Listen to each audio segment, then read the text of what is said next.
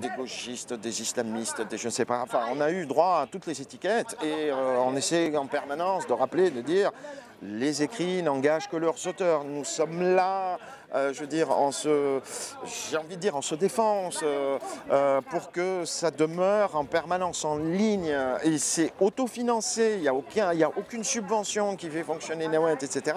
Et tout cela vraiment pour assurer, je veux dire, cette idée qui consiste à permettre aux gens de pouvoir s'exprimer, quelles que soient leurs idées, pour peu que ça ne soit pas anti-républicain, anti-démocratique, etc., etc. Avant, c'était très simple, très facile. Il y avait les bons et les méchants.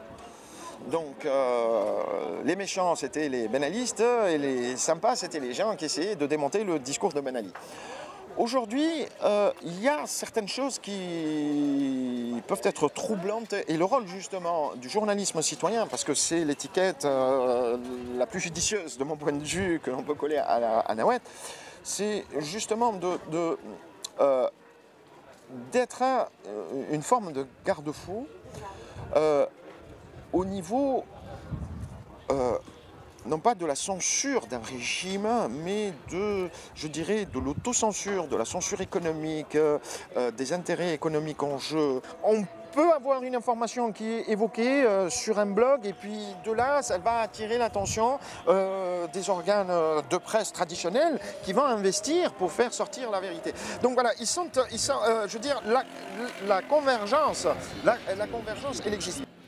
Comme Al Jazeera, par exemple, il a des préjugés là, pour certaines télévisions, par exemple pro-islamiste, pro-communiste, je ne sais pas quoi, des préjugés qui ne sont pas exactement vrais, mais qu'on doit prouver pour les Tunisiens, que nous sommes des Tunisiens et qu'on est ici qu'on partage leurs soucis et qu'on va vraiment exiger l'égalité entre tout le monde.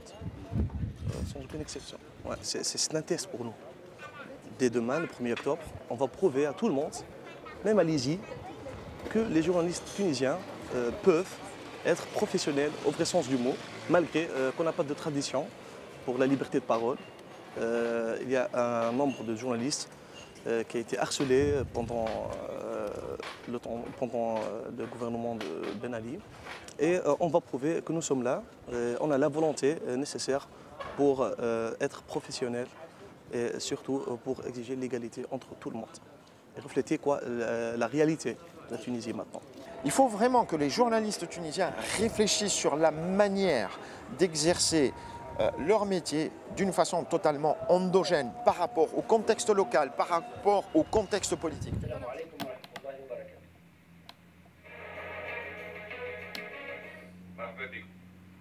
تمر بلادنا هذه الأيام بأدق مرحلة على درب تحقيق الانتقال الديمقراطي وبناء نظام حكم تتطلع إليه جماهير شعبنا يقطع مع الهيمنة والعسكرة ويؤسس لتقاليد جديدة في العمل السياسي